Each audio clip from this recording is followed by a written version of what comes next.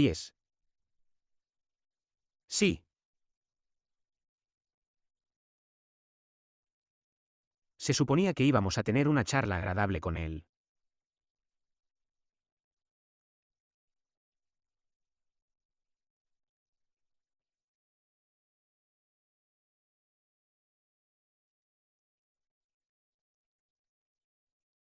Hay 2 sesiones.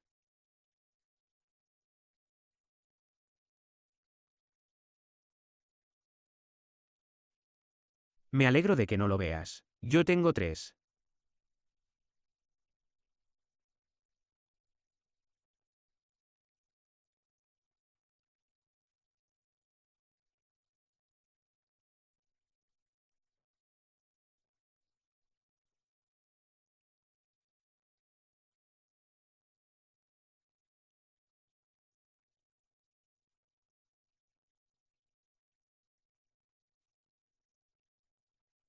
¿Estamos todos listos? Vale, podemos.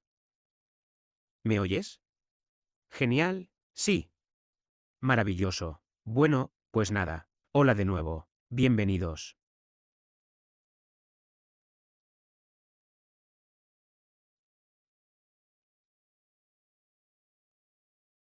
Les daré un momento para que se sienten y luego empezaremos. Bueno. Bienvenidos a esta mesa redonda.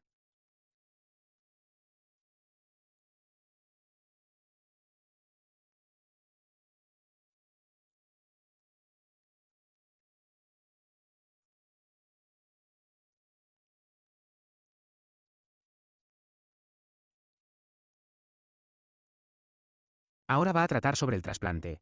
En particular el periodo previo y posterior al trasplante y todo el tema de la adaptación que requiere tanto antes como después, ya que el estilo de vida es bastante diferente antes y después del trasplante. Me alegra contar con la presencia de 2 profesionales sanitarios. En primer lugar, Mary Russell, a quien probablemente la mayoría de nosotros ya conocemos. Es profesora de ILD en la Universidad de Birmingham y es médica, es decir, trabaja en el NHS, en un centro regional especializado. Además, lleva en la UPF desde el principio, ¿verdad, Mary? Ahora tenemos, a mi derecha, a Rosalind Kahn.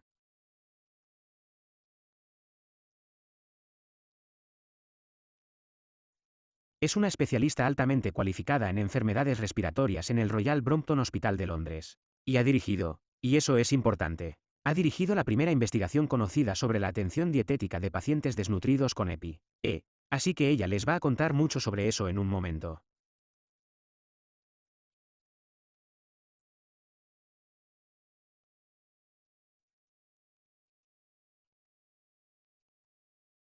Forma parte del Consejo de Profesionales Sanitarios de ASME Land United Kingdom. Y también es miembro del patronato de la organización benéfica Alexandra Rose, que proporciona acceso a frutas y verduras a familias con bajos ingresos. Y ahora también contamos con 2 pacientes. 2 pacientes con con FPI, y ellos les contarán cómo afrontan su enfermedad. En primer lugar, solo una advertencia. Ya está, Albert, gracias por decírmelo. Los consejos que vais a escuchar en un momento. Son muy personales y no sustituyen al consejo médico. Así que, en caso de duda, consulta a tu médico. Ahora, Estefano. Estefano está a mi derecha. Ha recibido un doble trasplante de pulmón. Desde 2012, creo.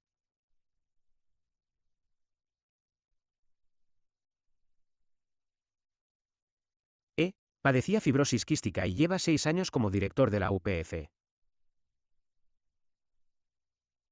Además, dirige una organización italiana de pacientes centrada en los trasplantes y las enfermedades pulmonares raras. A mi derecha, Ion Soleim, lo habéis conocido justo entre esos 2. Bonitas hojas verdes. Ion es un paciente con fibrosis pulmonar de Noruega. Lleva dedicado a la defensa de los pacientes desde 2018.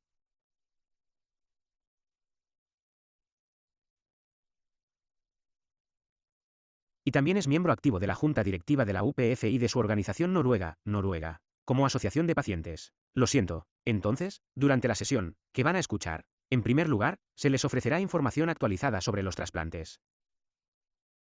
Después descubrirán lo importante que es la nutrición para los pacientes con EPI.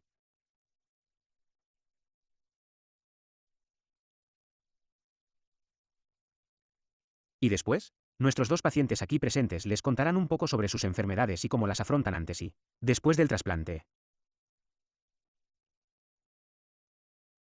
Y los últimos 10 minutos de la sesión se dedicarán a las preguntas y respuestas de ustedes y de nuestros pacientes y asistentes en línea. Así que empecemos por usted y Mari. Tienen la palabra.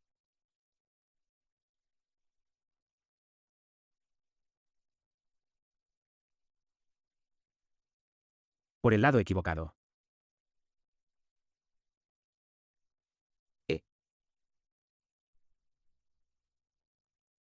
Un verde precioso para empezar. Rojo para atrás. Gracias. Ion.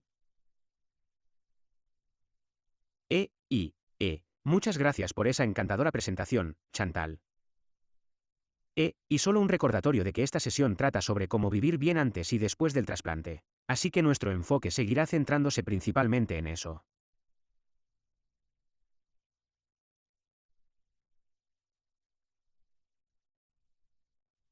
Esto es lo que soy. Solo una excusa para mostrar esta preciosa imagen y recordarnos la arquitectura del pulmón, que creo que es bastante impresionante. Así que, para empezar, pensemos en dónde hemos estado y a dónde hemos llegado.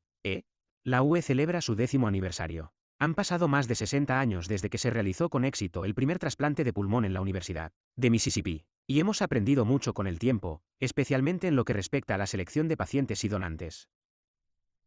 Teníamos una puntuación de asignación de pulmones que ayuda con eso, y esa puntuación se revisó recientemente en 2023. Hemos aprendido mucho sobre la extracción y la conservación de órganos.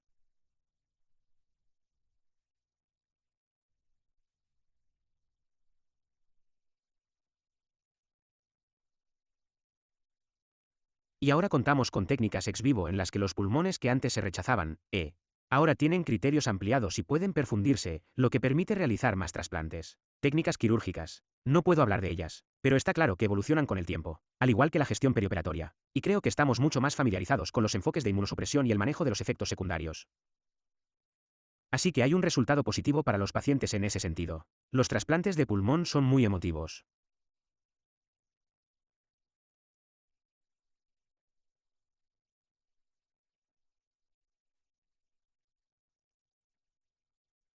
Y solo quiero que volvamos a pensar en cualquiera que viva con una enfermedad terminal. Si te dan un diagnóstico terminal, eso centra tu atención en la mortalidad y te hace centrarte en el aquí y ahora. Y más adelante hablaremos un poco sobre las vías clínicas. Pero creo que el diagnóstico precoz es clave porque abre el debate sobre las posibilidades de un tratamiento óptimo.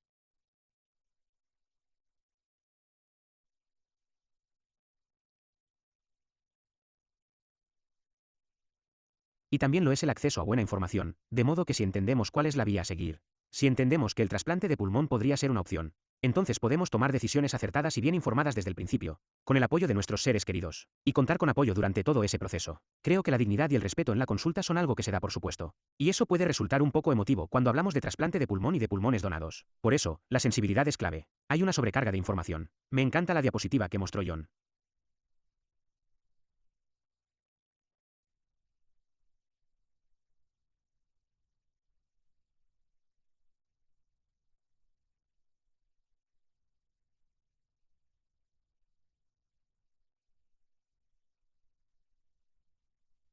Bueno, creo que es importante disponer de la información en el momento y el lugar adecuados, y saber, a través de organizaciones como la UE, la PUF y las unidades de defensa de los derechos más pequeñas, qué podemos hacer para ayudarnos a nosotros mismos, para mantenernos en forma y vivir bien, de modo que, si el trasplante de pulmón es una opción, estemos en las mejores condiciones para recibirlo. Y, de nuevo, aquí tenemos un sentido de comunidad, un sentido de pertenencia, y con amigos que entienden los retos a los que nos enfrentamos. Y si el trasplante de pulmón no es una opción, la otra cosa en la que también pensamos, dado el diagnóstico de una enfermedad que limita la vida, es como queremos que sea nuestro final. Y creo firmemente que toda sociedad debería ser juzgada por cómo da la bienvenida a la nueva vida al mundo a través de nuestros servicios de maternidad, y cómo permitimos a las personas dejar este mundo, para que sea una experiencia lo más positiva posible para todos los implicados. Y aquí van algunos datos, que he tomado del Reino Unido, porque es allí donde ejerzo. Como pueden ver aquí, se realizaron algo menos de 1.500 trasplantes de pulmón en adultos.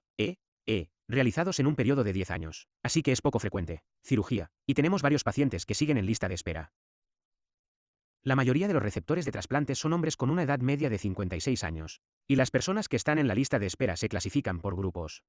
Utilizando un sistema de puntuación según el nivel de urgencia, es difícil conseguir datos que estén realmente actualizados.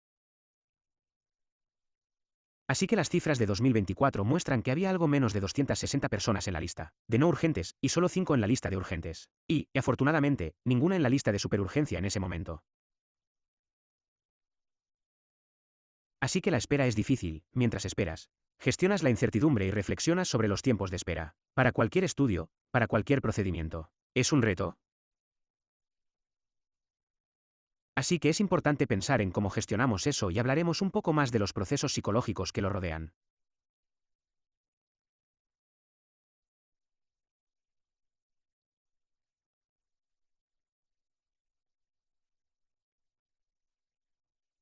Hay aspectos fundamentales que influyen en ello. Supongo que una clave es la disponibilidad de un órgano de un donante, pero también, como candidato, tu diagnóstico principal, tu grupo sanguíneo y tu tipificación tisular. Y también hay algunas diferencias entre los centros de trasplante de pulmón. Y eso es algo que estamos mejorando un poco a la hora de recopilar. Pero tenemos que hacerlo más accesible al público. Otra cosa en la que hay que pensar es el número de pulmones que ofrecen los donantes y el número que se trasplantan. No queremos desperdiciar órganos valiosos. Y hubo un estudio reciente realizado en Ohio que mostró, creo que era una media, 60 trasplantes parece ser el umbral para que haya una mejora. La supervivencia a 5 años, en aproximadamente un 7%. Así que sí que tenemos que centrar nuestra atención en esos centros especializados. Y necesitamos cirujanos expertos. Un programa de formación actualizado para los nuevos cirujanos de trasplantes con el fin de optimizar los resultados.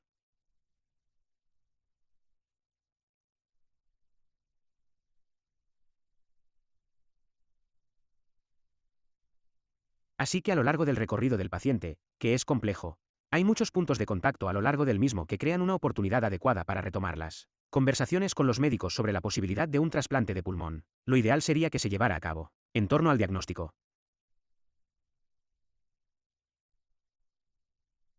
Pero durante ese proceso de evaluación y durante ese periodo de sintomatología, es un momento en el que podríamos plantearnos explorar esas opciones y aliviar parte del estrés más adelante. Es difícil porque tenemos un pequeño límite de edad, aunque se ha sido bastante flexible con eso. Diría que probablemente más aún en la última década. Así que acabo de poner aquí una lista de absolutos y relativos. Criterios para considerar un trasplante.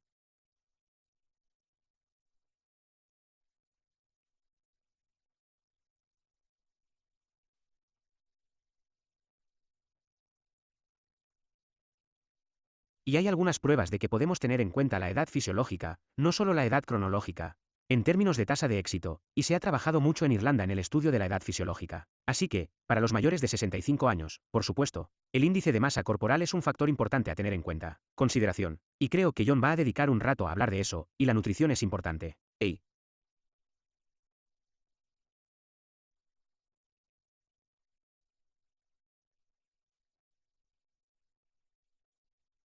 Pero también hay que tener en cuenta la presencia de neoplasias malignas subyacentes, lo que significa que, a menudo, cuando se evalúa a un paciente para un trasplante de pulmón, es posible que tenga que someterse a pruebas adicionales para garantizar que no haya una neoplasia maligna, concomitante no diagnosticada, y estar preparado para ello adecuadamente. Cualquier compromiso renal, debe tenerse en cuenta, al igual que las enfermedades hepáticas y cardíacas.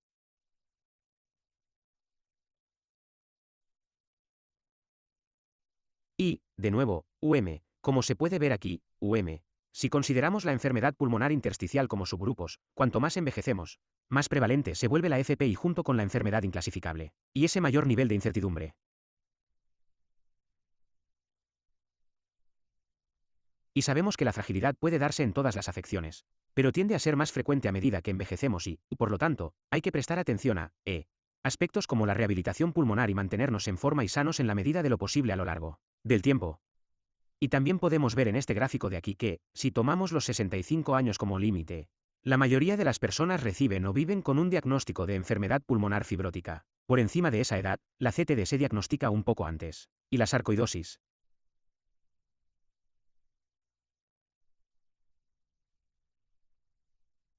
De nuevo, no hace falta decir que, en cuanto a la supervivencia a largo plazo, cuanto más joven y en mejor forma estés, mejor te irá. Es una realidad. Pero hay cosas que podemos hacer para mitigarlo en lo que respecta a la edad fisiológica. Y la preparación, que es lo que vamos a tratar en esta sesión. Así que otras, indicaciones. Las absolutas y las relativas que hay que tener en cuenta son, se explican por sí solas aquí. Enfermedad del tejido conectivo. Hay que tenerlas en cuenta. Caso por caso.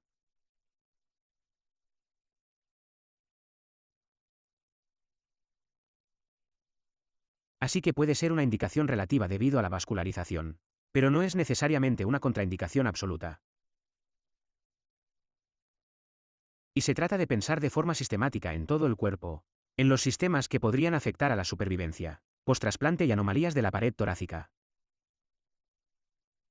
Las vemos cada vez menos, pero, de nuevo, hay que tenerlas en cuenta. Nos centramos mucho en el estado funcional y el bienestar psicológico.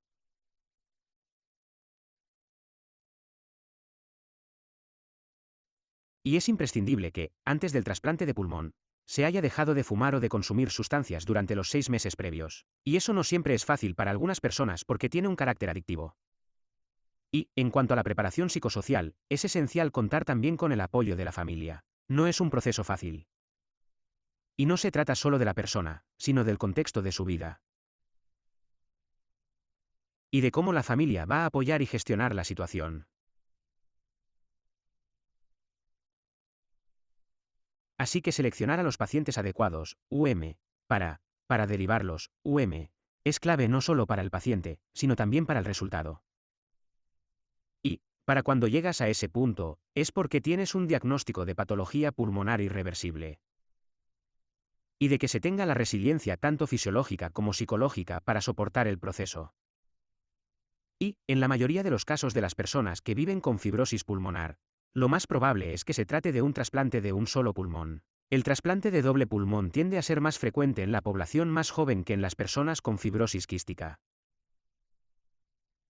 Eso no es una regla absoluta. Las personas que padecen hipertensión pulmonar subyacente suelen obtener mejores resultados con un trasplante de pulmón doble.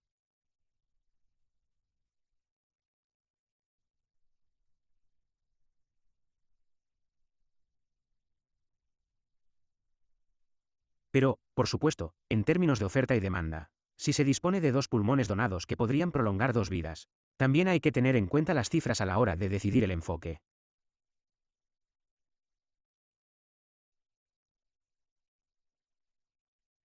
Así que, en cuanto a la enfermedad pulmonar intersticial, en gran medida en el momento del diagnóstico, cuando se identifica una neumonía intersticial habitual histopatológica, según los criterios antiguos, un patrón de NI probable o definitivo, y, sin duda, en las pruebas de función pulmonar, el FEC es importante, y el factor de transferencia, el DLCO, también es importante.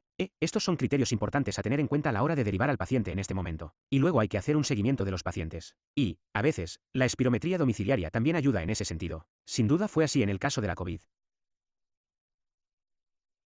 Hay que plantearse iniciar el oxígeno suplementario de manera oportuna.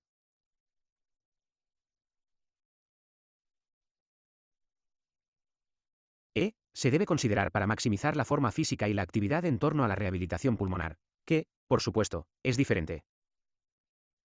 Antes del trasplante, en términos de capacidad, mientras que después del trasplante, probablemente tendemos a centrarnos un poco más en la resistencia. Y, por lo tanto, las evaluaciones de oxígeno también son fundamentales. Y tomar una decisión informada al respecto, y en el momento del diagnóstico, hay que tener en cuenta que la fibrosis pulmonar familiar suele darse en una población más joven, pero es fundamental garantizar que los pacientes sean derivados rápidamente. Y una forma de hacerlo podría ser, involucrando al equipo multidisciplinar. Bueno, esta es Lisa, que es nuestra especialista en EPI, una de nuestras especialistas en EPI, enfermeras clínicas especializadas en nuestro centro de Birmingham.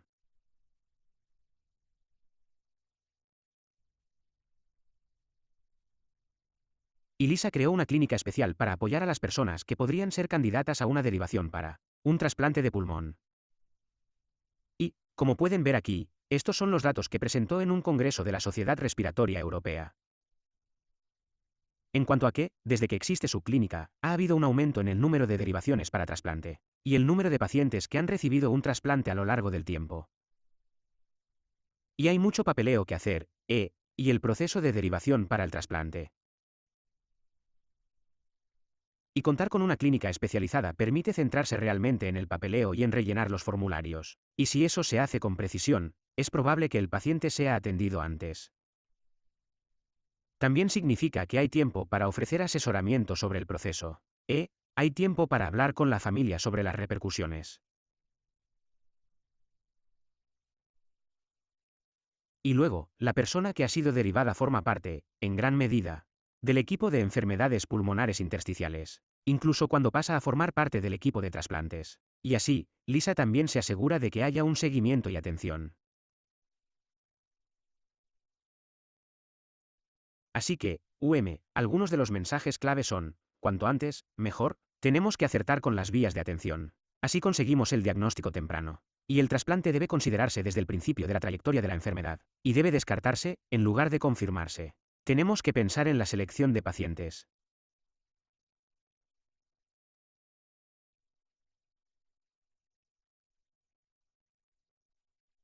Y, por lo tanto, la responsabilidad recae también en nosotros, como médicos, de pensar de forma holística en la evaluación y no centrarnos únicamente en los pulmones, porque otros sistemas del organismo pueden suponer un obstáculo si, por lo demás, el paciente es un buen candidato para el trasplante de pulmón. La atención debe ser individualizada. Las personas responden de forma diferente a la intervención quirúrgica. Algunas personas acaban en la lista, pero no siempre reciben un trasplante. Por eso debemos tener en cuenta la atención psicosocial y fisiológica adecuada durante ese proceso. Y, a pesar de los enfoques ex vivo, ya sabes, la demanda de trasplantes de pulmón supera con creces la oferta. Y por eso hemos visto una gran transición, en toda Europa. En cuanto a que la mayoría de los países cuentan ahora con un sistema de exclusión voluntaria para la donación de órganos. Estuve hablando con Maureen durante el descanso. Creo que eso se implantó en Irlanda justo el año pasado.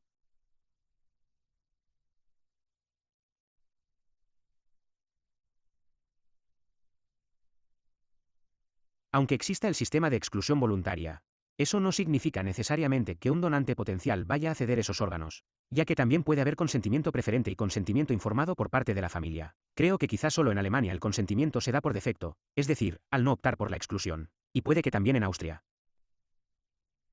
Y en cuanto a los países europeos con las tasas más altas de trasplantes o la tasa más alta de donación, es en este momento, Bruselas, España y Portugal. Así que hay muchas cosas que podemos hacer fijándonos en su modelo para mejorar la situación.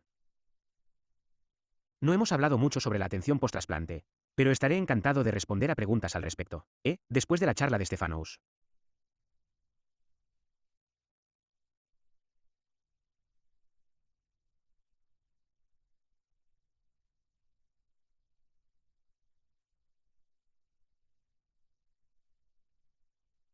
Pero no puedo dejar de insistir en la importancia de que el trasplante de pulmón sea un esfuerzo multidisciplinar, que abarque desde la atención primaria hasta la atención secundaria y terciaria, incluyendo a todos los miembros del equipo interdisciplinar, como el dietista, las enfermeras clínicas especializadas, el paciente y la familia. Y es una forma de garantizar que los canales de comunicación permanezcan abiertos. Y creo que todos sabemos que, sin una buena comunicación, las cosas suelen fracasar a pesar de una cirugía excelente. Así que muchas gracias. Gracias. Y Mary, bueno, gracias por esta excelente visión general.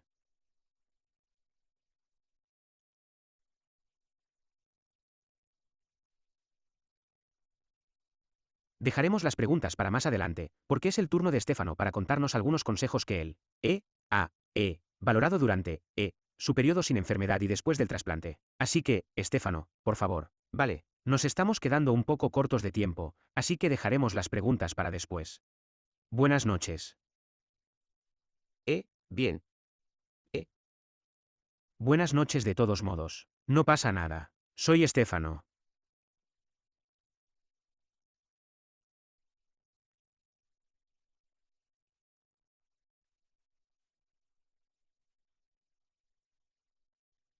Voy a daros algunos consejos para sacar el máximo partido a vuestro trasplante.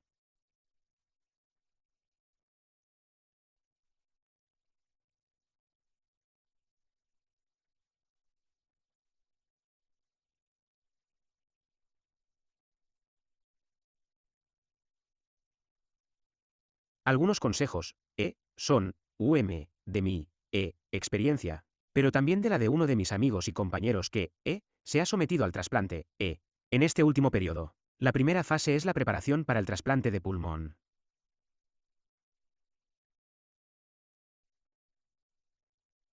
Es importante que sigáis todos los consejos de vuestros médicos. Tienen que someterse a las pruebas. Los tratamientos y cualquier consejo que os dé vuestro equipo médico. Esto es para garantizar la seguridad y el éxito. Durante el proceso previo al trasplante, que es muy difícil, hay que mantener un estilo de vida saludable. Adoptando hábitos saludables. Obviamente, evitando fumar, pero a veces ocurre.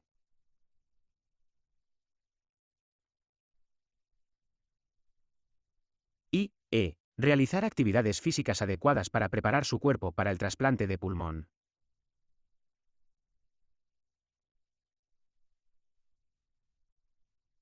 Porque, aunque parezca extraño, para que el trasplante sea un éxito, hay que estar en forma.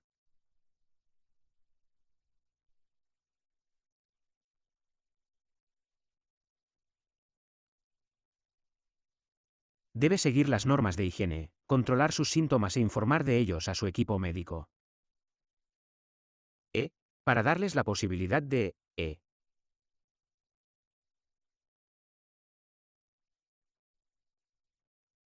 ver cómo estás, porque, aunque la progresión de tu enfermedad sea muy rápida, existe la posibilidad de que se convierta en un caso de urgencia. ¿Lista? Y, por último, pero no menos importante, hay que prepararse mentalmente para el evento. Un acontecimiento que, revolucionará tu vida. No hay reglas fijas.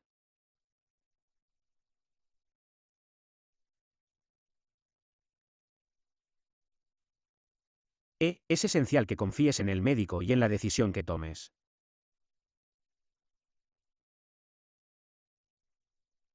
E. Tienes que hacer un seguimiento. La decisión de los médicos y sus consejos.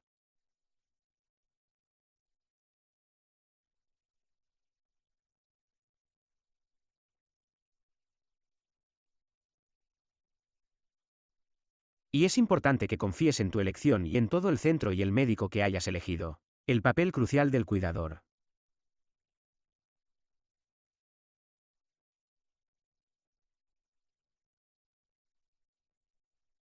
El cuidador proporciona apoyo práctico y constante a lo largo de todo el proceso de trasplante.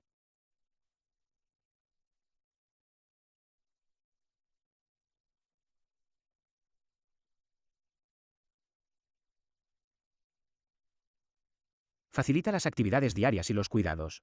La familia también apoya y refuerza la motivación del paciente y contribuye a su bienestar emocional durante el tratamiento. El cuidador y la familia te dan seguridad, un entorno tranquilo y de apoyo.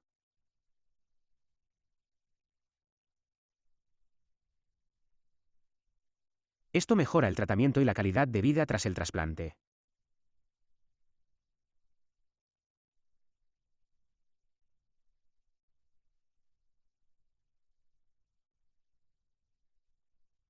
Es importante señalar que, con mucha frecuencia, la falta de una pareja, de un cuidador o de una estructura familiar puede ser un factor determinante. Factores que dificultan la inclusión en la lista de espera de trasplantes.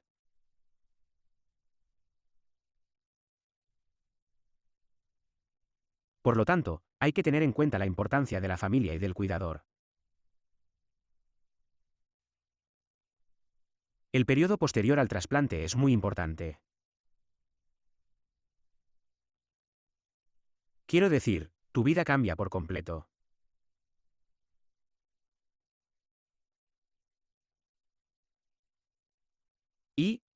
Muy a menudo das dos pasos adelante y uno atrás. Pero hay que mantener una actitud positiva para superar estas dificultades, que pueden surgir tras el trasplante.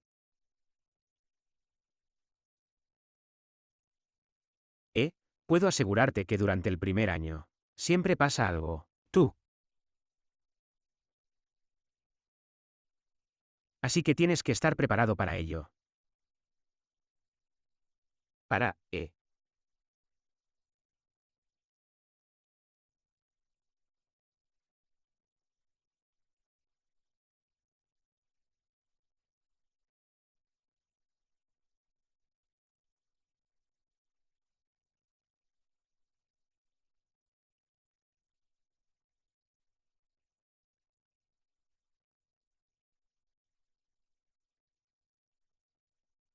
seguir adelante, incluso si te encuentras con estos, problemas.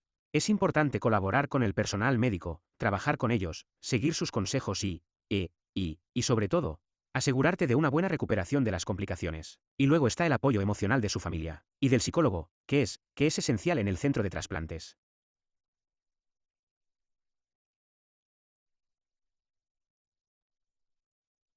Y también el periodo en cuidados intensivos, que es especialmente duro. Este es mi caso personal.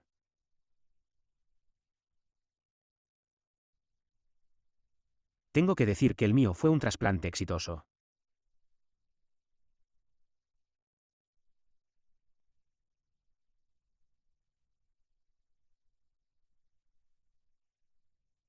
Así que quizá mis consejos puedan ser un poco más, optimistas de lo habitual, pero, después de mi trasplante, tuve la oportunidad de viajar mucho. Y, estos son todos los imanes que tengo, en mi cocina. Y estos son todos los viajes que hice después del trasplante. ¿Y mi segundo?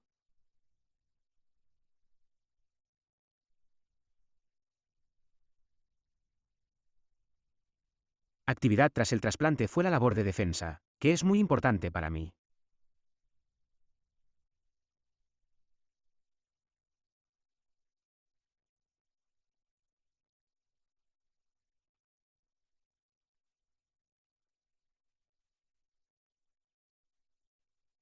Y para mí es una forma de agradecer la suerte que tuve, y a la persona que me dio la posibilidad de estar aquí y de vivir. Tu vida después del trasplante puede ser más larga. No lo sabes. Pero hay que celebrar cada pequeño paso. Cada pequeño objetivo que alcances.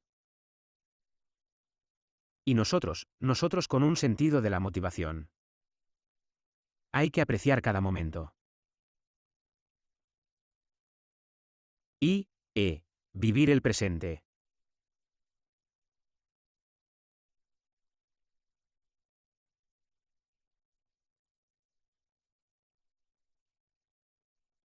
Reconociendo la calidad de tu vida y cultivando la gratitud porque no todo el mundo tiene esa suerte.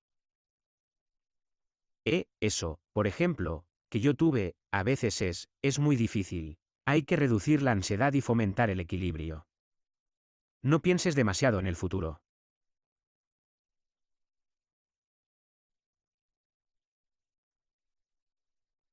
Intenta reducir la ansiedad y fomentar la serenidad y el equilibrio emocional. Cada uno adoptará sus propias estrategias. Alguien como yo se involucrará en el trabajo comunitario, buscando devolver lo que he recibido. Amabilidad.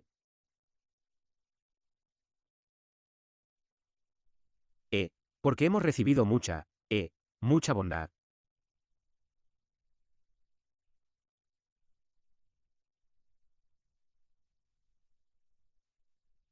Otras personas, en cambio, se distanciarán de otros receptores de trasplantes para evitar escuchar malas noticias. Depende de nuestra forma de pensar. Gracias.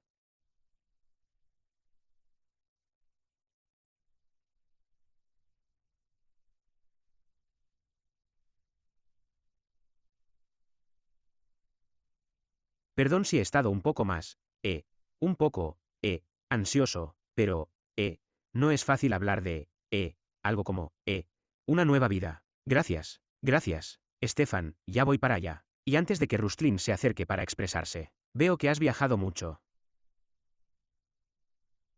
Solo un par de consejos prácticos sobre cómo viajar con seguridad. ¿Viajar con seguridad? Sí, solo mientras te desplazas hasta allí.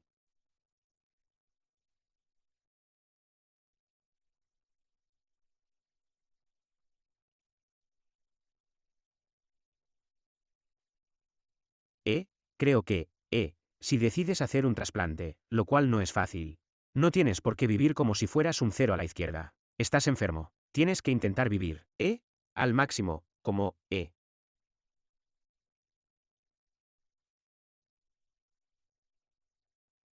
como todo el mundo, tomando algunas, quiero decir, tienes que estar a salvo. Pero no te pongas límites. Porque tienes que aprovechar al máximo tu segunda vida. Gracias. Y gracias también por hablar de los cuidadores. Te toca a ti.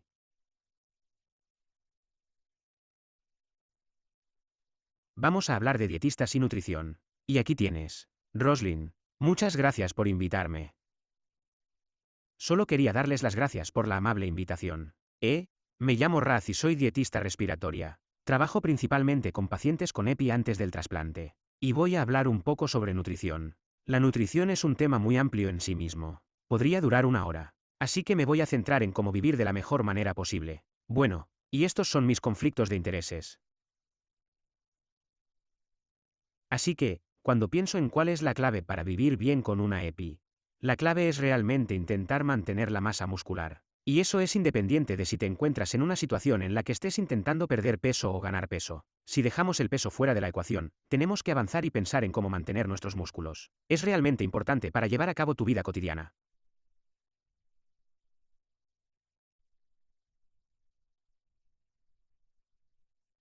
Para hacer ejercicio, para poder levantarse y moverse. Pero también sabemos que si tienes más músculo alrededor de los pulmones, los músculos intercostales y el diafragma, eso puede estar relacionado con una mejor respiración o un mejor VF1. Por eso, a veces, para algunas personas, centrarse en el peso no resulta especialmente útil. Puede ser algo bastante binario, en blanco y negro. Así que, si hay algo más en lo que quieras centrarte, la masa muscular es la mejor forma de medirlo. En el Reino Unido se nos da especialmente mal medir la masa muscular. En Europa y a nivel mundial disponen de máquinas mucho mejores para medir la masa muscular. Pero poco a poco nos estamos poniendo al día y estamos empezando a medirla un poco más en el Brompton. Concretamente. Así que quizá te preguntes, vale, ¿cómo puedo mantener la masa muscular con ILD? Lo primero que suelo hacer siempre, y especialmente como dietista, es que nuestro papel es muy holístico. Así que primero tenemos que abordar cualquier síntoma relacionado con la nutrición en la EPI o los síntomas que afectan a la nutrición. Y voy a repasar algunos de ellos. Es posible que algunos de ellos te resulten familiares, otros quizá no, pero muchos de los pacientes que atiendo principalmente son pacientes que han perdido peso de forma involuntaria y, normalmente, al perder peso, también habrán perdido algo de masa muscular. Y la razón por la que esto es realmente importante es porque el peso forma parte en gran medida de la identidad de las personas. Recuerdo que tuve un paciente que me contó que, desde que había perdido mucho peso, sus amigos le llamaban Skelly, diminutivo de esqueleto. Y, bueno, es una parte importante de la identidad de las personas. Y por eso es tan importante. La falta de apetito es otro factor. Sabemos que la inflamación puede enviar señales al cerebro que inhiben los procesos del apetito. Así que hay una razón legítima. Si tienes falta de apetito, ahí está la razón. Y, de nuevo, la falta de apetito es un síntoma muy debilitante. Nos olvidamos. Sé que, en mi caso, cuando estoy feliz, como, cuando estoy triste, como, cuando salgo con amigos, como, comer es fundamental. Imagina si en ese momento has tenido ese resfriado o esa gripe, y luego lo padeces de forma crónica y se espera que salgas por Navidad, que salgas a comer con tus amigos. Es un síntoma realmente debilitante. Y, por el momento, puede resultar bastante complicado saber cuál es la mejor forma de tratarlo. Algunos de los consejos que podríamos dar son cosas como comer poco y a menudo para distender el estómago. Pero eso también puede ser bastante complicado. Cuando realmente no tienes hambre, el estado psicológico es realmente importante. Sabemos que existe una relación bidireccional entre la depresión y la mala alimentación. Así que, si estás deprimido, es más probable que tengas una nutrición deficiente. Pero si tienes una nutrición deficiente, también es más probable que estés deprimido. Y sabemos que algunos medicamentos, por ejemplo, la metazocina, pueden ayudar a estimular el apetito, lo que podría ser beneficioso para algunos pacientes. Pero para otros pacientes eso podría no ser bueno. Y el reflujo es un factor realmente importante. Probablemente todo el mundo sabe que tenemos un umbral muy bajo para tratar el reflujo en la EPI, porque nos preocupa que el ácido suba y pueda llegar a los pulmones.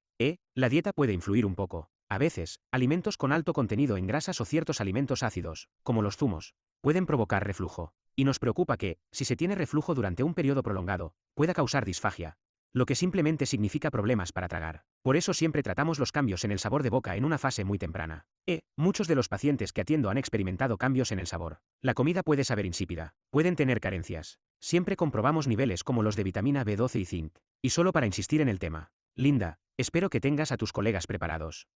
Tengo una pequeña actividad práctica para todos. Linda y su equipo van a repartir caramelos. No me imagino a una dietista repartiendo dulces, Dios no lo quiera. Y también tengo algunos para vosotros, los de aquí. Lo que quiero que hagáis es taparos la nariz, cerrar los ojos y comer un caramelo. Y lo que probablemente descubriréis es que, no podréis saborear el sabor. Bueno, sabemos que el olfato es muy importante para el sabor. Y solo para explicar un poco lo que están experimentando algunos de nuestros pacientes, sí. Cerrad los ojos. Así no sabréis de qué sabor es. Así que, literalmente, tapaos la nariz, cerrad los ojos y comed el dulce. Podrás saborear su dulzor, pero probablemente no podrás distinguir si es de fresa, lima, frambuesa, sea cual sea el sabor. Y eso es solo un pequeño ejemplo. E imagina vivir con eso de nuevo, de forma crónica. Así que puede resultar bastante difícil disfrutar de la comida. Los síntomas gastrointestinales son realmente importantes. Sabemos que la medicación antifibrótica puede provocar cosas como diarrea, pero a veces también estreñimiento. Y es posible que demos consejos dietéticos. La Asociación Británica de Dietética acaba de publicar unas directrices sobre el estreñimiento.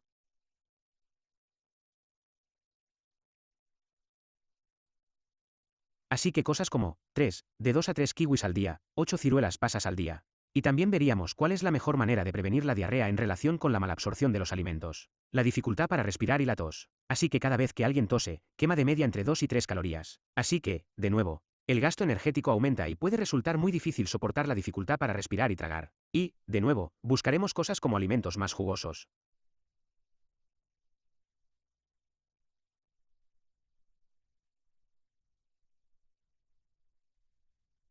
Y mencioné los antifibróticos, muchos de los síntomas están relacionados con problemas gastrointestinales, y la falta de apetito y la boca seca son muy importantes, especialmente si se utiliza oxígeno o se tiene mucha dificultad para respirar y cosas así, para lo cual solemos recomendar cosas como caramelos duros, chicle, congelar gajos de limón y naranja, y eso puede ser de gran ayuda, y utilizaremos cosas como la saliva artificial. Y lo último que tenemos en cuenta es la fatiga y la inseguridad alimentaria. Lo que ahora es saludable para ti puede que no lo fuera antes de que te diagnosticaran la EPI. Así que, si estás fatigado, quizá quieras considerar más opciones como comidas preparadas o alimentos precocinados. Y, de hecho, tenemos que dar permiso a las personas para que lo hagan, para que no se cansen. Solo dispondrás de una cierta cantidad de energía al día. ¿Y es la comida algo que quieres tener en cuenta? Algunas personas dirán, ¿y si los pacientes no tienen problemas nutricionales? ¿O qué dieta debería seguir? Después del trasplante, cada país tendrá su propia versión de esto. Esta es la guía, Eat Well, del Reino Unido. En general, si no hay ningún tipo de problema, esto es lo que solemos recomendar a la gente para llevar una dieta sana y equilibrada. Hay algunas salvedades y volveré sobre ello tras el trasplante. Solo para decir que el Reino Unido es un país con una población muy diversa. Así que, mi trabajo no es juzgar lo que come la gente. Tenemos pacientes procedentes de África, el Caribe y el sur de Asia, y también pacientes veganos. Así que mi trabajo no es juzgar eso. Se trata simplemente de averiguar cuáles son los mejores tipos de alimentos que pueden consumir. Y si a las personas les cuesta mantener el peso, lo que solemos recomendar es lo que se conoce como fortificación de alimentos. Esto es de la maravillosa medicina de George. Se trata de pensar en cómo aumentar el volumen de la comida que estás tomando sin aumentar el tamaño de la ración. Así que no es comer en exceso. Y eso podría ser, por ejemplo, en el Reino Unido, donde a menudo utilizamos algo como la leche enriquecida, en la que se añade leche desnatada en polvo a medio litro de leche entera para añadirle algunas calorías y proteínas extra. Y también pensaríamos en bebidas de suplementos nutricionales orales. Hay muchos tipos diferentes de suplementos nutricionales orales, que, con suerte, podrían funcionar para diferentes personas. Probablemente debería haber puesto aquí una advertencia sobre contenido sensible, en casos muy raros, pero quería hablar de esto. Es posible que tengamos que plantearnos la alimentación artificial o los enfoques enterales. Y esto es cuando se coloca una sonda de alimentación directamente en el estómago de la persona. Y eso es para alimentarlos artificialmente, principalmente durante la noche, para que puedan obtener así la nutrición adicional que necesitan. Y eso es para ayudar a que su peso aumente hasta un IMC de 18,5, como dijo Anne-Marie. Si pensamos en el otro lado y tenemos en cuenta los hábitos saludables, sabemos que la actividad física puede ser un reto para las personas con dificultad para respirar y que los esteroides pueden aumentar el apetito, especialmente por alimentos ricos en grasas, azúcares y sal. La falta de sueño se asocia con un mayor consumo, y también existe riesgo de diabetes. Y sabemos que, a largo plazo, el uso de esteroides puede alterar la función y la estructura muscular. Así que, en realidad, tus músculos se debilitarán con el tiempo. En cuanto a lo que podría ser útil para las personas que intentan perder peso, ya que el músculo es tan importante, es muy importante adoptar un enfoque conjunto con un fisioterapeuta. Hay algunas cosas en las que nos gusta centrarnos, en lugar de en qué alimentos eliminar, en qué alimentos añadir. La proteína es el macronutriente más saciante y mantiene los músculos fuertes. Las grasas saludables son muy buenas porque a veces, cuando tienes hambre, tienes sed, y la fibra, porque te mantendrás saciado durante más tiempo. Y en el Reino Unido, solo consumimos 18 gramos de fibra de media, cuando deberíamos consumir 30 gramos. Y esta era mi última diapositiva sobre el posoperatorio del trasplante de pulmón. Sí, lo ideal sería centrarse en la campaña británica, Eat Well, guía. Sin embargo, debemos tener en cuenta la inmunosupresión y puede que haya algunos alimentos, por ejemplo, como el pomelo y las naranjas de Sevilla, que no se pueden tomar porque podrían interactuar con los medicamentos. Pero también las fuerzas son realmente importantes. Así que la idea es intentar evitar cualquier tipo de intoxicación alimentaria, porque eso significaría que, si tienes diarrea o vómitos, eso afectará a cómo absorbes los fármacos inmunosupresores. Así que la higiene es muy importante. Lo sé que es un poco aburrido, pero hay que lavarse las manos, limpiar las superficies, limpiar todo lo que se utilice y asegurarse de limpiar también entre la preparación de la comida y la cocción, y asegurarse de que la comida esté muy, muy caliente. Así que al menos a 60 grados. Es muy importante asegurarse de no comer ningún tipo de carne rosada. Enfriar bien la comida. Así que tener un termómetro en el congelador, que marque -18, o de 0 a 5 grados en la nevera. Si sacas comida de la nevera, cómela en un par de horas y enfría la comida inmediatamente. Pero luego recalentarla solo una vez más hasta alcanzar los 60 grados. Pero no más. Y la contaminación es realmente importante. Así que, de nuevo, lavarse las manos es muy importante. Pero si cocinas con algo como la carne, no hay que lavarla antes, sino meterla directamente en el horno o cocinarla directamente para que se maten las bacterias. Y esas medidas van a ser muy importantes para la gente, tras un trasplante. Gracias. Y eso es todo lo que tengo que decir. Bueno, gracias, Rosalind. Me ha parecido una presentación excelente. Lo siento, sigo saboreando tu naranja. Qué dulce, ya está. Solo quería darte las gracias especialmente por el estupendo menú que nos sugeriste. Y, de verdad, creo que te mereces un aplauso. Gracias. Qué idea tan bonita, Ion. Te toca, querida. Ion. Su pretrasplante.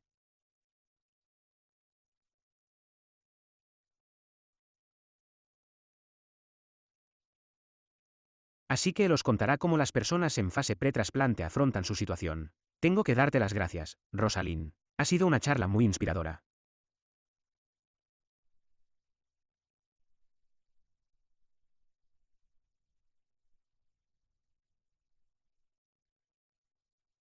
Y ya sabes que tú y yo nos lo hemos pasado muy bien y, mirándome a mí, deberías haber encontrado otro paciente modelo cuando las dos primeras diapositivas tratan sobre la pérdida de peso y la mala alimentación. ¿Hábitos alimenticios? Sí, vale, gracias. Ahora nos dirigimos hacia un largo trasplante. Yo aún no he llegado a ese punto, así que realmente no sé de qué estoy hablando. Es un viaje, y no sé cuánto durará. Esto es muy personal. Tenemos rasgos comunes, pero es individual. Cómo están respondiendo nuestros cuerpos. Así que esto, no lo sé. Lo que sí sé es que se trata de encontrar el equilibrio, ni demasiado pronto ni demasiado tarde. Se trata simplemente del momento adecuado, porque un trasplante de pulmón no es solo un tratamiento. Es una opción que salva vidas. No nos van a hacer un trasplante de pulmón antes de que lo vean. ¿Sabes qué? Esta es la única opción. Esta es la alternativa. Es lo que hay. Hay escasez de pulmones y una gran demanda.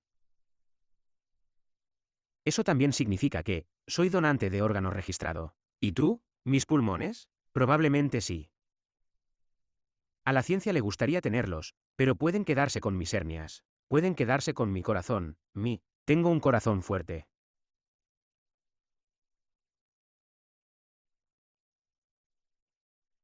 Así que, básicamente, esto va dirigido a todos vosotros. Todos los miembros de mi familia están en la lista de donantes de órganos para que puedan ser donantes. Así que ese es también mi reto para vosotros. Es hora de reflexionar. ¿Qué preguntas debería plantearme?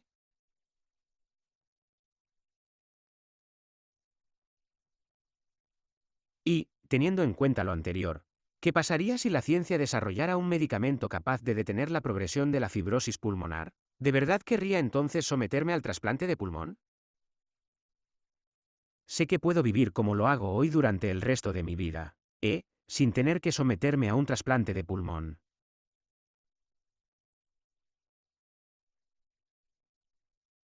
Pero, de nuevo, es algo personal y es, una cuestión más filosófica. Involucra incluso a tus seres queridos en tu proceso de reflexión. ¿Por qué?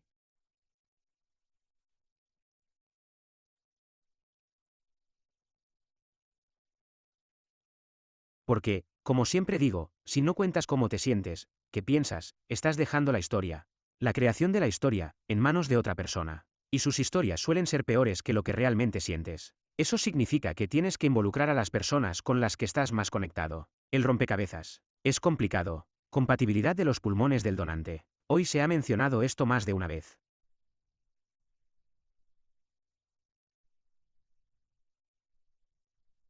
Emparejar los pulmones del donante con el receptor es un rompecabezas complicado en el que todas las piezas deben encajar más o menos. Criterios de inclusión y exclusión de las hermanas. Y aquí está mi puente hacia el de raza. Presentación.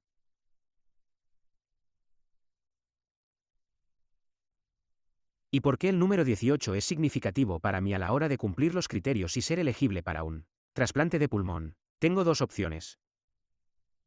O bien tengo que crecer 18 centímetros de altura, o bien tengo que perder 18 kilogramos de peso.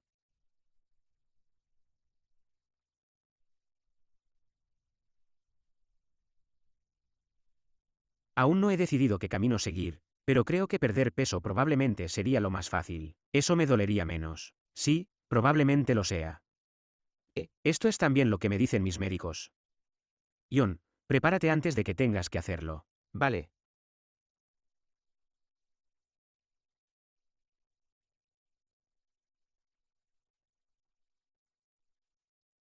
¿Por qué debería yo, como paciente en espera de un trasplante, preocuparme por lo que vendrá después del trasplante antes de que se produzca? Para pasar el corte, como diría un deportista, me gustaría pasar a la siguiente ronda o cumplir los requisitos físicos. Pero, ¿cómo puedo prepararme? ¿Y si las cosas no salen según lo previsto? ¿Cómo puedo prepararme de antemano? ¿Para lo que viene después? ¿Cómo me las arreglaré después del trasplante?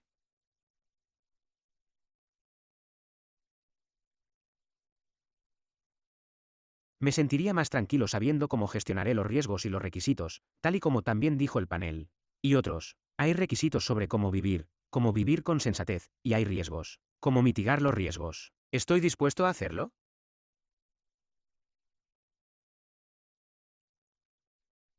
Este es el tipo de cosas en las que tengo que pensar incluso antes de ser elegible para un trasplante. ¿Y cómo será mi nueva vida? ¿Cómo será y cómo me verán los demás?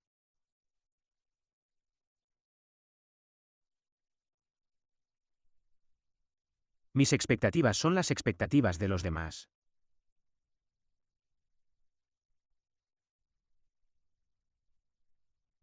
He hablado con un par de personas que han recibido un trasplante, y realmente me dicen que tengo que volver a aprender a ser yo mismo desde cero. ¿Qué quiero hacer para cumplir las expectativas de los demás por mí mismo? ¿Cuáles son esas expectativas? ¿Cuáles son mis expectativas y qué consejo te daría? Sea lo que sea, sé amable contigo mismo, porque eres lo único que tienes. Piensa en tus sueños y en el oro. ¿Con qué sería feliz?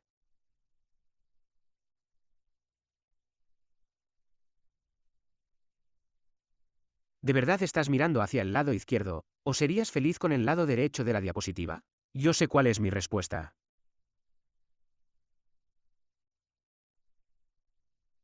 Y me gustaría terminar con una cita de un poeta sueco. ¿Te acuerdas de eso? Por cierto, eso es lo que dice mi mujer, ahora no está aquí, pero está en la sala. Recuerda, no estás solo. Esa no es la cita. Cita del poeta. Él dice, un día todos moriremos.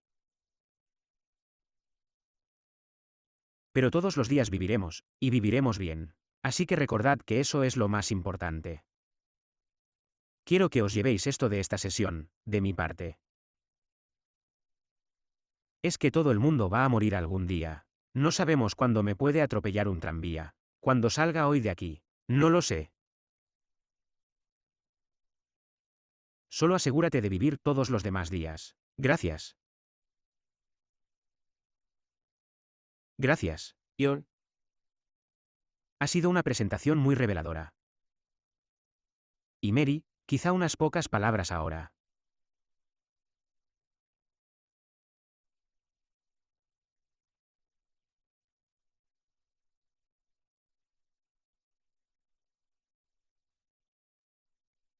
Tus comentarios médicos o tus consejos, haciendo balance de la experiencia de esos dos pacientes y profesionales sanitarios. Gracias. No sé si tengo el micrófono encendido. Sí, lo está. Unas presentaciones realmente buenas. Tengo que preguntarte, Ion, en primer lugar, no recuerdo quién es el autor de El mundo de Sofía, pero ¿era ese libro noruego un libro de filosofía para niños? ¿La cita?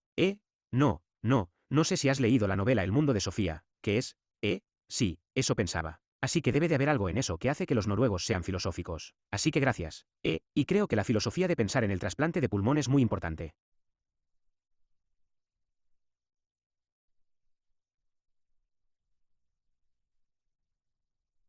Es un momento para reflexionar y para considerar las opciones y cómo eso afecta no solo a uno como individuo, sino también a la vida familiar. Creo, Roslyn, es muy importante pensar que la nutrición es, y que el peso no es solo una cifra, es muchísimo más que eso. Y pensar en sumar y no en restar como una lección importante que todos debemos llevarnos, y prestar atención. Creo que ese es un mensaje clave para hacer balance de, nuestra condición física, nuestro bienestar físico y psicológico. ¿Qué podemos hacer ahora para prepararnos de la mejor manera posible de cara a las decisiones futuras? Y creo que eso no es solo una lección para los pacientes. Es una lección para todos nosotros en la vida, porque ninguno sabemos lo que nos depara el futuro. Espero sinceramente que no te atropelle un tranvía, porque tienes tutores y responsabilidades. Los próximos 2 días. Ion.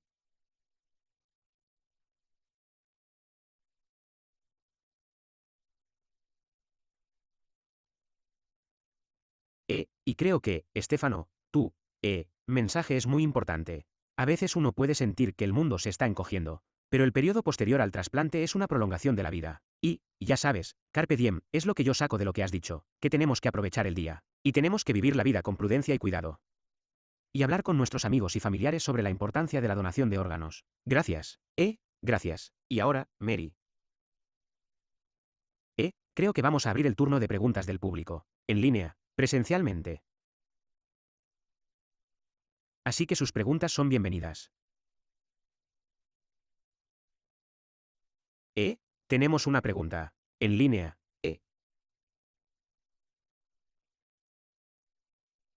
Preguntan, ¿qué se necesitaría para lograr los resultados que más importan a los pacientes? Los resultados que medimos realmente en los ensayos clínicos. Creo que estas preguntas son para ti y para María, supongo. Perdón, ¿puedo aclarar eso?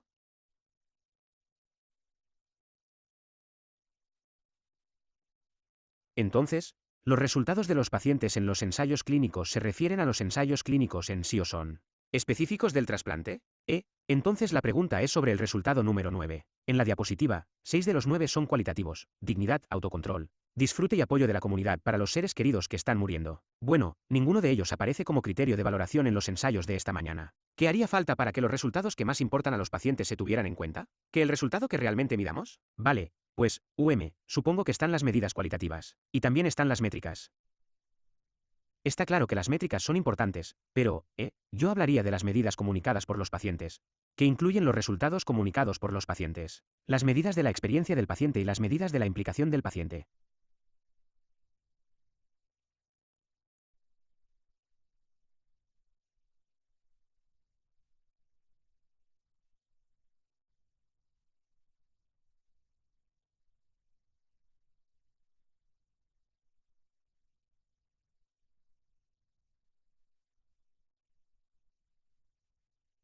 Es esencial que éstas se desarrollen utilizando conceptos que provengan de pacientes que viven con una enfermedad, y que la psicometría que se aplique para condensar algunos de esos conceptos en preguntas o afirmaciones en una medida comunicada por el paciente pueda proporcionar algunos datos objetivos sobre una experiencia subjetiva. Así que creo que, en el contexto de la consulta, es esencial recopilar datos de resultados comunicados por el paciente en cada visita clínica, porque eso ayuda a dar forma a las preguntas, y ayuda a comprender que es importante para los pacientes, junto con los parámetros. Gracias. Más preguntas de, un participante en línea primero. Sí.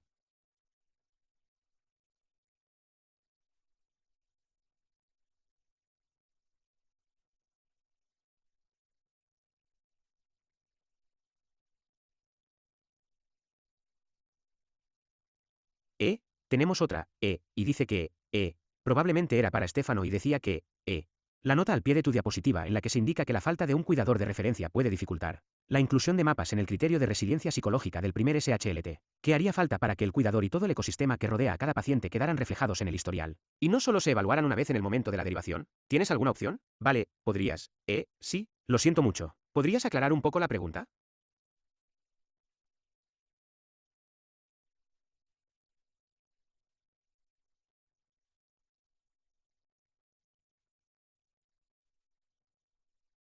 Y la experiencia, no solo realizar una prueba psicológica.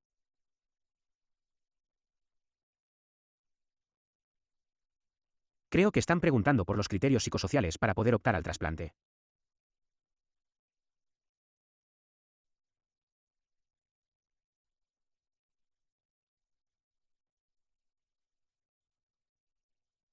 Sobre el hecho de cómo podemos asegurarnos de que la atención y todo el ecosistema que rodea a cada uno de los pacientes sea más visible en el historial y no solo una vez, porque en esa única situación o en esa única ocasión se realiza esa evaluación, puede que no se refleje correctamente, y eso podría hacer que no sean aptos para el trasplante. Entonces, ¿cómo podemos asegurarnos de que se analice adecuadamente todo el entorno, para que haya más pacientes potencialmente aptos? Por lo que yo sé, muchos pacientes.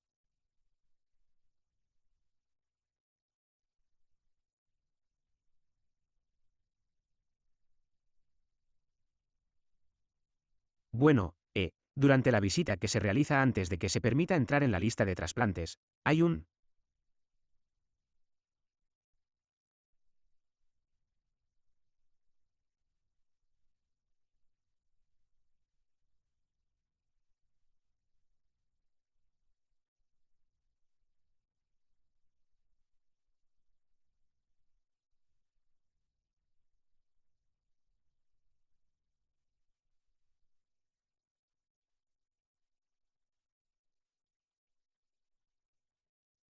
Normalmente hay una charla con el psicólogo él tiene que, verificar confianza, tú.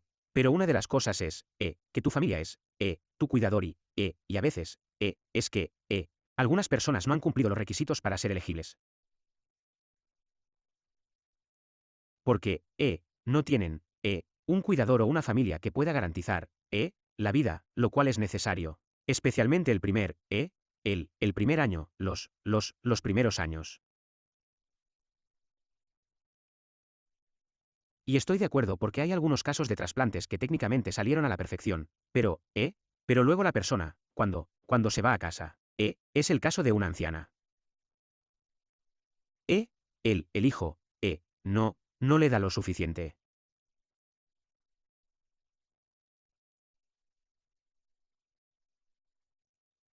A la paciente le parece que la han abandonado y puede morir.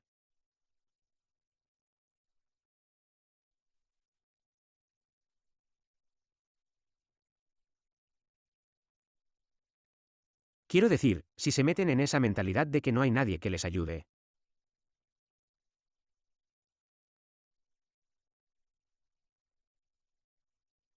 Así que, tener una buena, atención en casa es muy importante y puede, no tenerla puede poner en riesgo tu trasplante. Sí, era la atención. Solo quiero añadir algo a eso. Estéfano, déjalo ahí.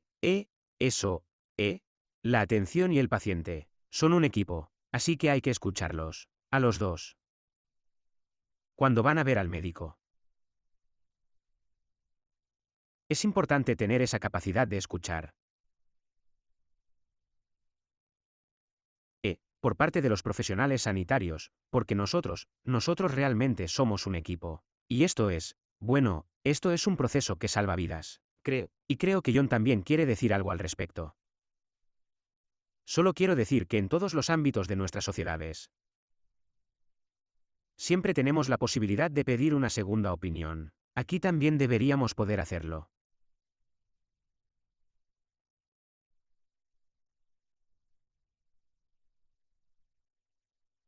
Si las cosas cambian, no solo porque no nos guste la decisión, sino si hay un error por nuestra parte o si, las circunstancias cambian, deberías poder obtener una segunda opinión. Y también creo que lo que buscan es la capacidad de, con el tiempo, porque necesitas una red de apoyo a tu alrededor, para poder realizar un trasplante con éxito. Gracias, claro, adelante. Solo quería añadir algo a eso.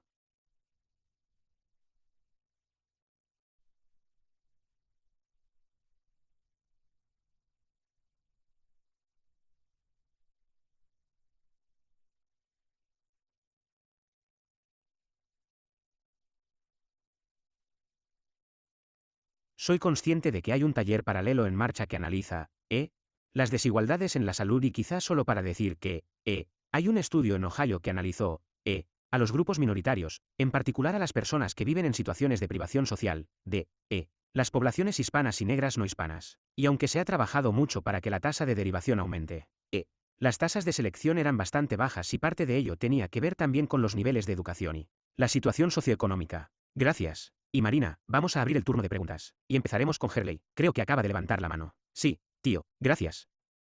Normalmente se oye decir que, en realidad, el trasplante es un intercambio de enfermedades. ¿Te importaría comentar esto, por favor? ¿Podría precisar la pregunta? Sí, solemos oír que el trasplante es, en realidad, un intercambio entre diferentes afecciones. ¿Le importaría comentar esto, por favor? Sí, puedo comentar eso, por supuesto.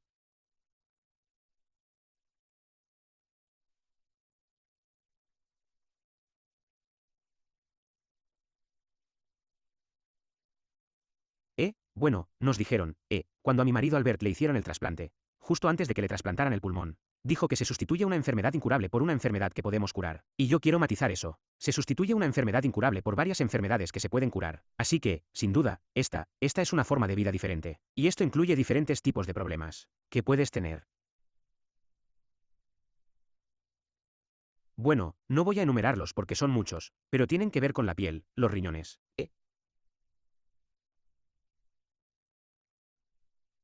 Probablemente, tu nivel de azúcar en sangre, ese tipo de cosas que pueden cambiar tras el trasplante. Y hay que cuidarse.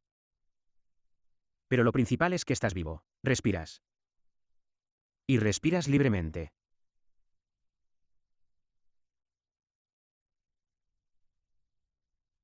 Quiero decir, creo que el órgano que está más, sano en la persona trasplantada, son los pulmones. Bueno, hay otras preguntas del público. Sí, por ahí. Hola.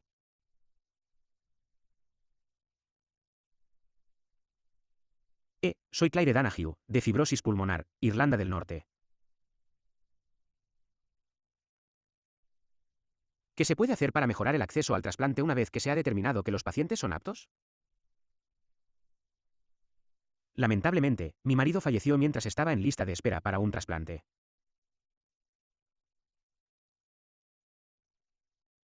Solo quiero decir, en primer lugar, que animo a todo el mundo a hacerse donante de pulmón. Ese es el primer paso, ¿no? Lo siento, sí, no, quiero decir que es un punto importante. Supongo que uno de los retos, y siento mucho tu pérdida. Uno de los retos es que la demanda supera la oferta.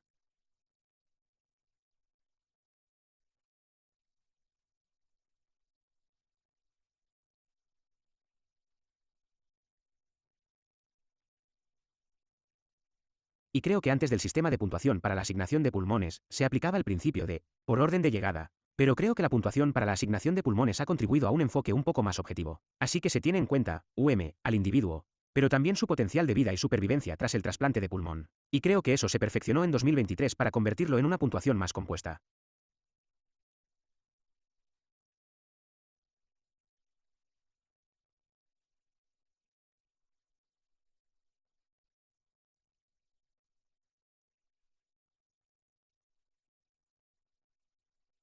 Pero no es justo si estás en el lado de los receptores y estás ahí esperando. Pero creo que la llegada de las técnicas de perfusión ex vivo de pulmones que antes no habrían cumplido los requisitos para el trasplante, pero ahora, con esas técnicas, han mejorado mucho.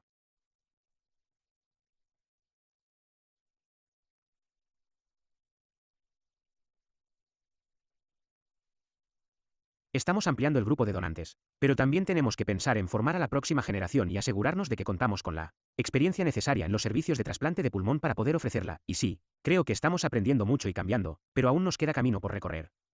Mayo, añadiré algo muy, sí, claro, adelante. Creo que también es importante que los pacientes sean derivados al centro de trasplantes a tiempo. A menudo las personas fallecen mientras están en lista de espera porque las han incluido en ella demasiado tarde. En cuanto a cuando se detectó la enfermedad, estaba avanzando a progresiva, así que es importante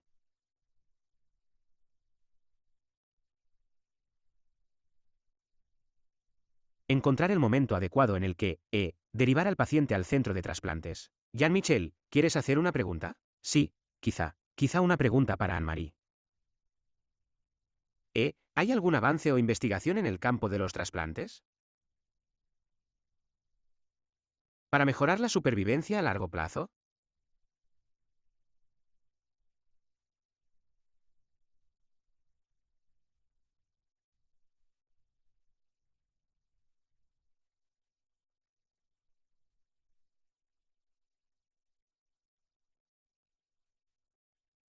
En primer lugar, y en segundo lugar, quizá en una segunda fase para conseguir una especie de reestructuración, no como último recurso de rescate, sino, en una fase más temprana de la enfermedad. Bueno, la mayoría no soy experta en posttrasplantes de pulmón, tengo que decirlo, así que puede que haya trabajos en curso que yo no conozca y me encantaría que alguien me lo dijera si sabe de algún estudio. Creo que la mayor parte de nuestro trabajo se centra en optimizar los resultados tras el trasplante de pulmón. Así que gran parte de ello gira en torno a la monitorización, el uso de la espirometría domiciliaria. Por ejemplo, así se detecta de forma precoz el deterioro de la CVF. Nos centramos en el seguimiento de los síntomas y en el uso de los datos de resultados comunicados por los pacientes. Así que, de nuevo, se trata de detectar cambios tempranos en las puntuaciones que puedan indicar un rechazo precoz.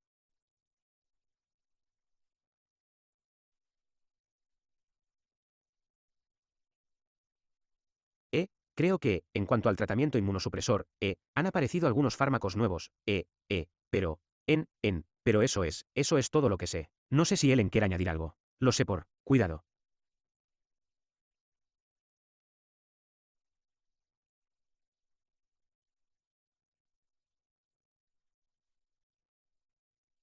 Bueno, sé por el servicio de trasplantes que tenemos en nuestro hospital que hay formas de intentar modificar el régimen de inmunosupresión que se sigue antes de recibir un trasplante para intentar prevenir el rechazo agudo. Y luego hay estudios en curso que intentan identificar, el rechazo de forma más temprana. Y bueno, uno de los estudios que creo que es un estudio global es, de hecho, aquel en el que utilizan una muestra de piel del donante.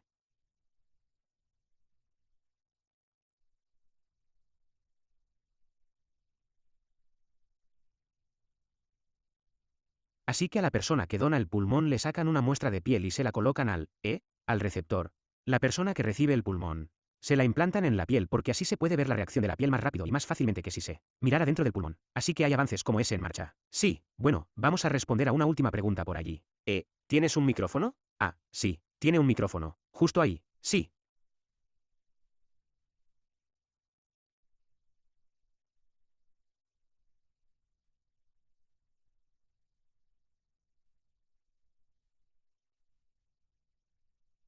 ¿Existe el riesgo de que el pulmón trasplantado desarrolle fibrosis pulmonar idiopática?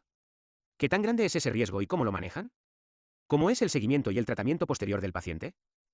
Bueno, supongo que si te han hecho un trasplante de un solo pulmón, entonces el pulmón que queda, si tenía fibrosis, conservaría la fibrosis. Normalmente se realiza una evaluación previa para asegurarse de que el pulmón más afectado sea el que se extirpa, que se sustituye. No siempre funciona así. En cuanto a las complicaciones post-trasplante, bueno, a menudo, hay rechazo agudo y crónico. Pero hay una afección que puede desarrollarse y que puede causar fibrosis pulmonar. E, y E. Y eso es irreversible.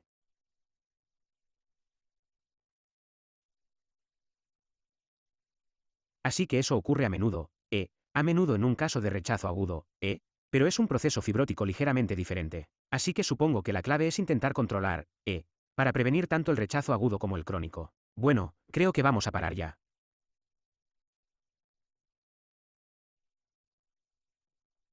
Quiero dar las gracias a nuestros ponentes por su intervención, por sus, mensajes tan importantes. Creo que han arrojado luz sobre las dificultades y los retos. Y también han aportado soluciones, lo cual es igualmente importante. Gracias al público por sus preguntas y su interés. Esperamos que se hayan llevado a casa algo importante después de esto. Y, por último, quiero dirigirme a nuestros pacientes y cuidadores. Quiero dejarles el siguiente mensaje. Mantengan una actitud positiva. Acepten y disfruten de una vida o un estilo de vida más pausado. Disfruten los pequeños placeres, los pequeños momentos y que la fuerza os acompañe. Hola.